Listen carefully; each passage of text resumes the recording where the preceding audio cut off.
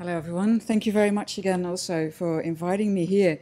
It's a great pleasure to be here at SALT because I think it's one of the best institutes actually around in Europe that pays attention to all these different aspects that are dear to my heart. So I'm really happy actually to be here. As mentioned already, I'm currently working at the university doing both teaching and research into archival science. But what I'm going to talk about is actually just previously from that, because I'm also a curator of digital arts. And in 2014, I was asked actually by the New Institute to curate a research project called New Archive Interpretations, speculating about future digital archives. So over a two-year period, they allowed me to investigate the challenges and opportunities of digital archives. And I have to say, digital archives has been my sort of specialty for a number of years. It was in around 2008 or so that I did my PhD proposal into the conservation of digital arts. And that's how I also get more and more involved into the digital archiving of things as well. However, though, as the title kind of suggests in a way, I'm not going to tell you how to archive or even conserve digital pieces, elements, or whatever you want to call it. I'm going to speculate much more on what a digital archive could be in the future. So for this project, the New Archive Interpretations, I asked actually 5 different artists, designers, and researchers to examine together with them the influence and impact of the digital. And the goal was not so much to probe the sort of digital archive as a physical structure or a location, but much more looking at it as a system of processes, of individuals, of things, of elements that all come together and that all have a special role. And some of those things can be quite easily seen and accessed, while others are much more invisible and are much more difficult to comprehend what's going on. Now, thinking about the archive in such a way allowed me to question it as a place of renegotiation, of things that are constantly put into questions. And I think about things like authority, authorship, regulation, copyrights. All those kind of themes were reassessed in these kind of processes. Taken together in a way, this attention shifted from, arguably in a way you could say, the most important part of an archive, its content, to how and who constructs the archive, for whom and for what reasons. Now, the New Institute has a very long history. Its archive dates already back to the mid-19th century. And as Suzanne already mentioned, it consists of all kinds of materials. And it's only recently that they started collecting the sort of digital elements. And at the same time, also, the Institute started to digitize their collection. And now it's about, I think, 10% or so of the whole collection has been digitized. Some of it is online as well, as Suzanne mentioned. Now, this raises, of course, many questions. And from the practical ones that Suzanne just showed, also more to the more conceptual ones. And I'm just naming here a few. Again, through this commissioning of different projects, I really wanted to experiment and test the limits and try to uncover the sort of possibilities and also the boundaries of digital archiving.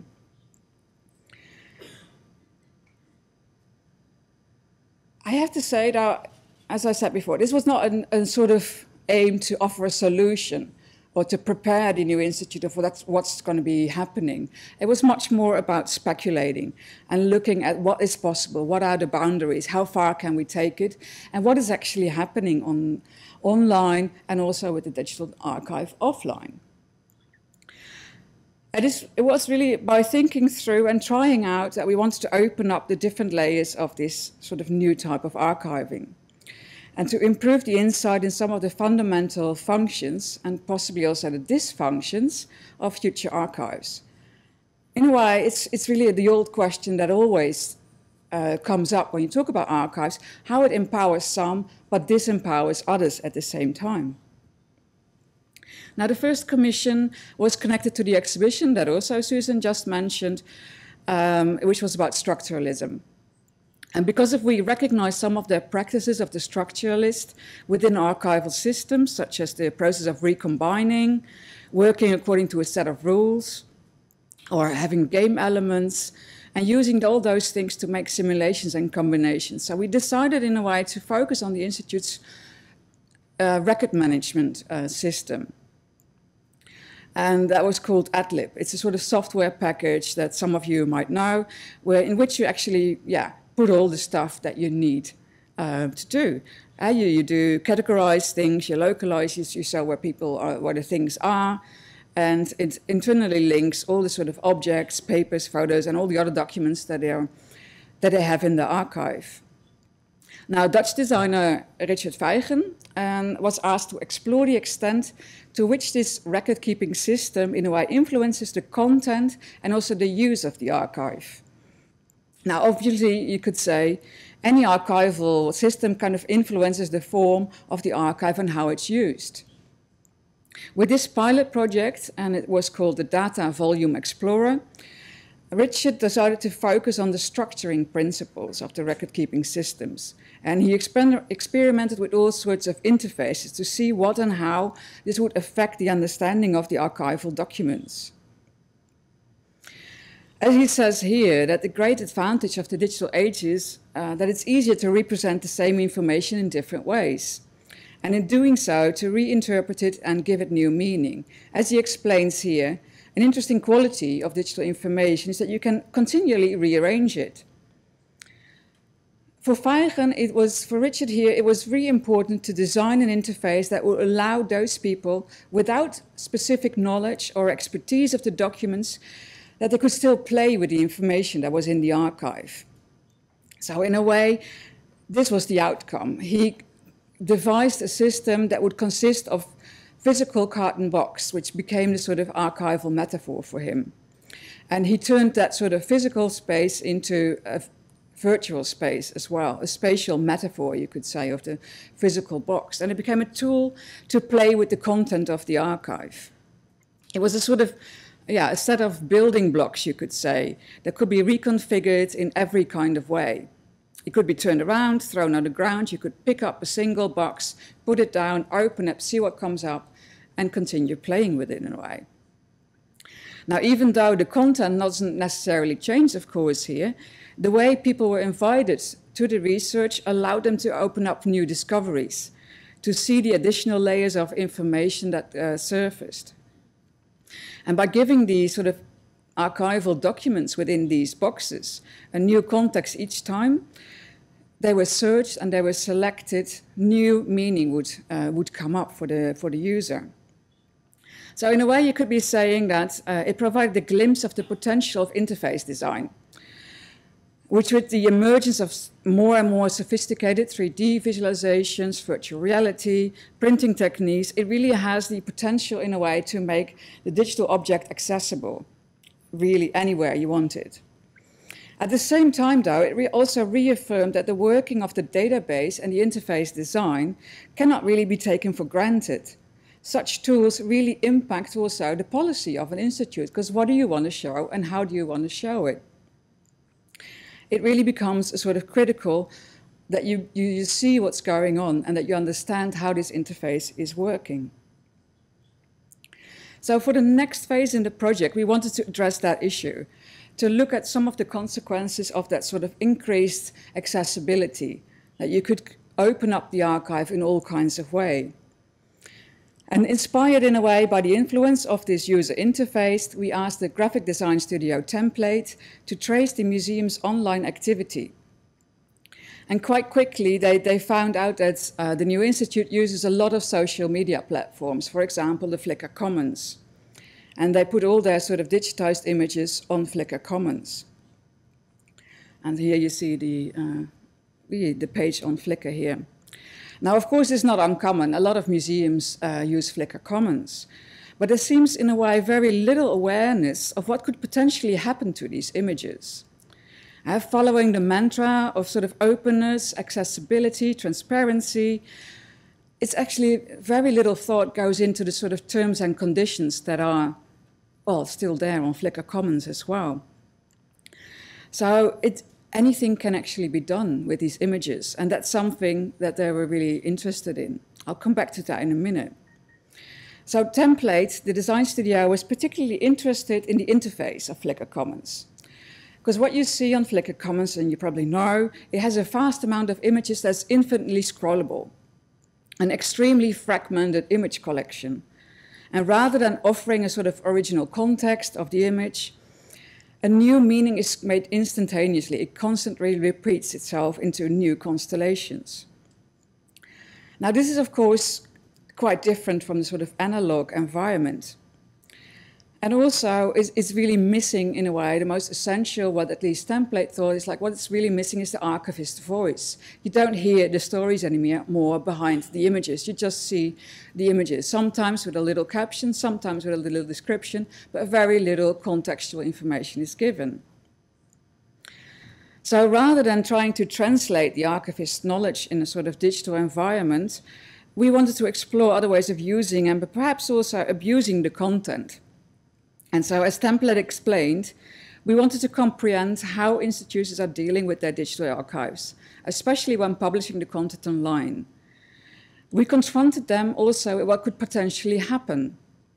There were many possibilities. You could sell these images, you could copy them and changing the images in whatever way possible, in a way.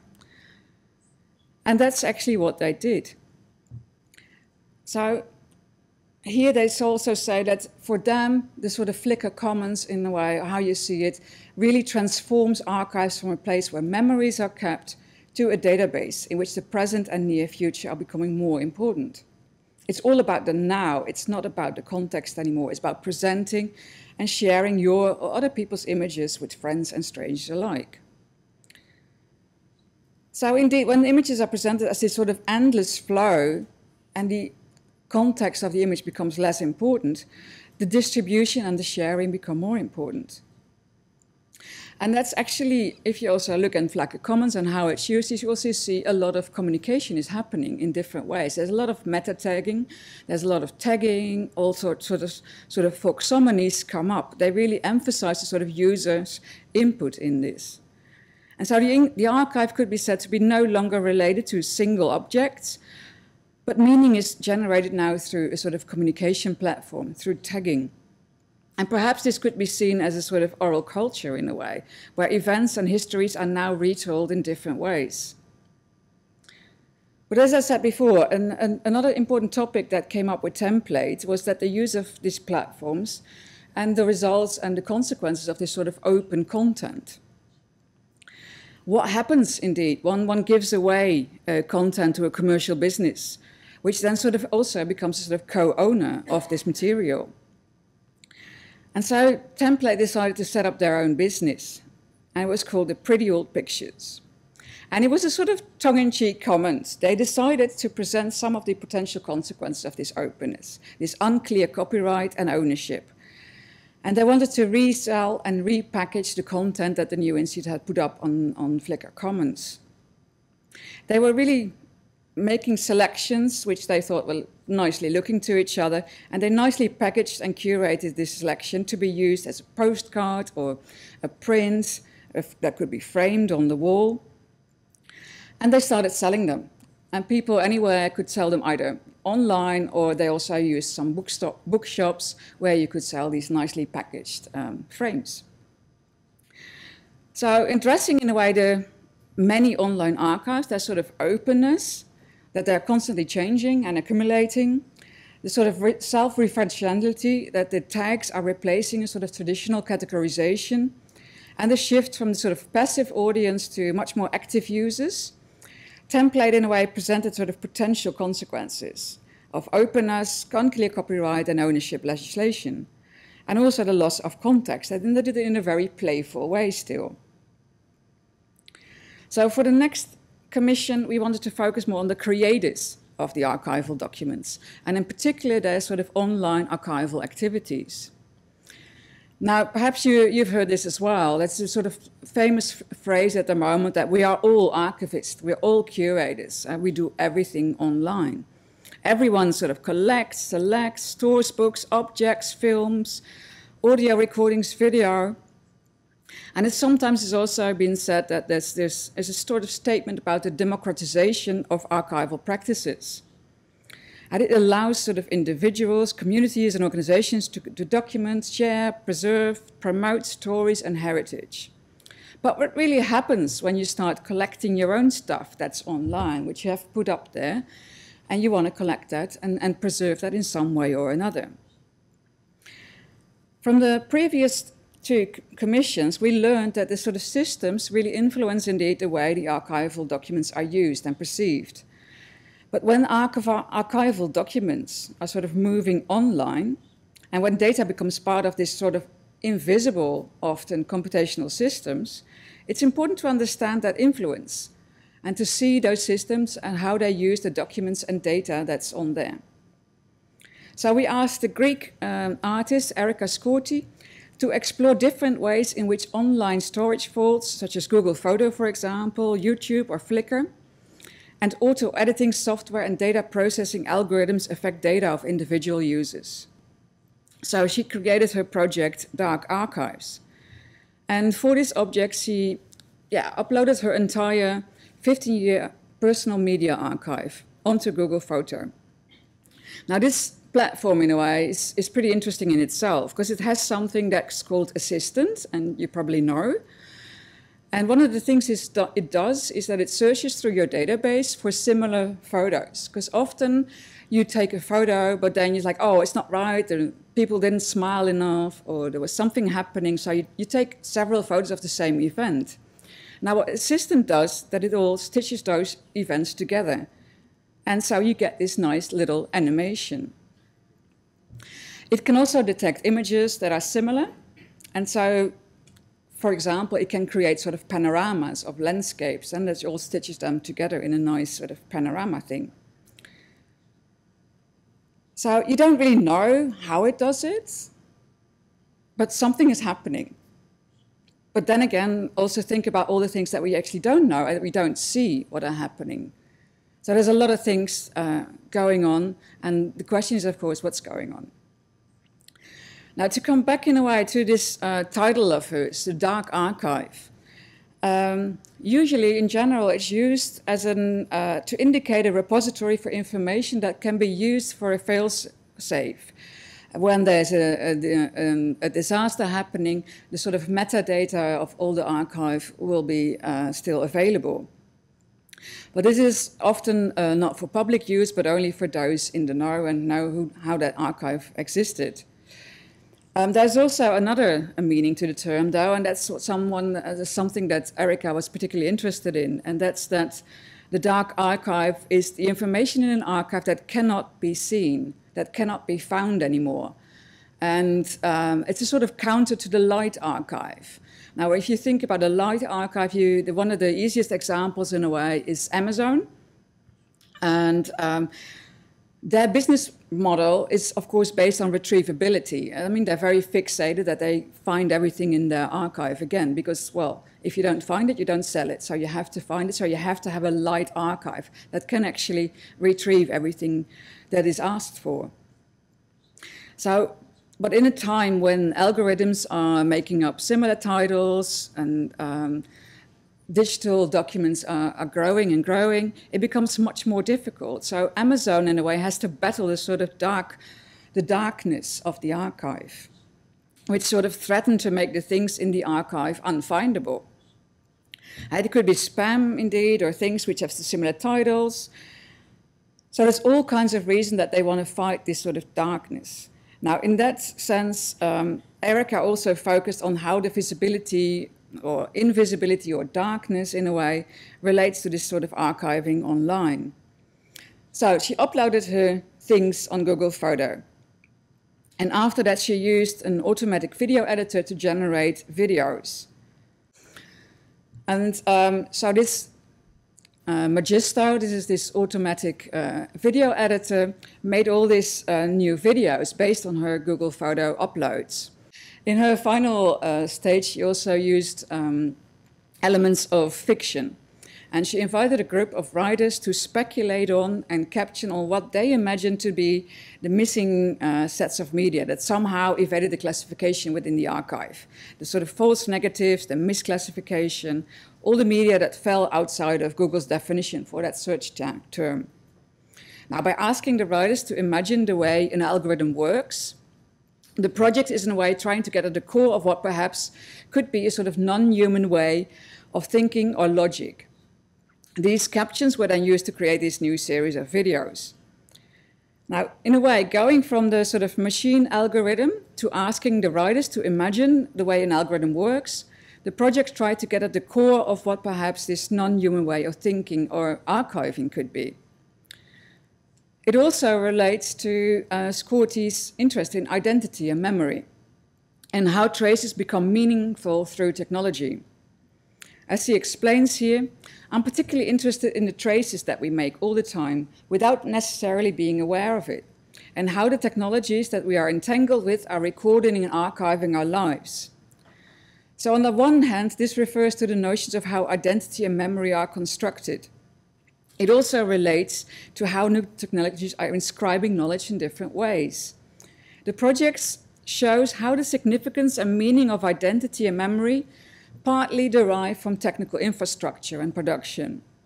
It also demonstrates that an online archive is never stable anymore, especially when using these automated editing systems or even certain platforms. It's always changing, it's always added to. So the archive and the potential limitless constellations within it will all have a sort of unfinished and sort of semi-fictional quality to it. But what happens, we thought, to the people who create actually these documents? How are we going to make those visible within these archival systems? So this is where the MVRDV case study comes in, and we use that as an example to show and to investigate the presence and role of sort of human hardware, those who create or could be linked to these sort of archival documents.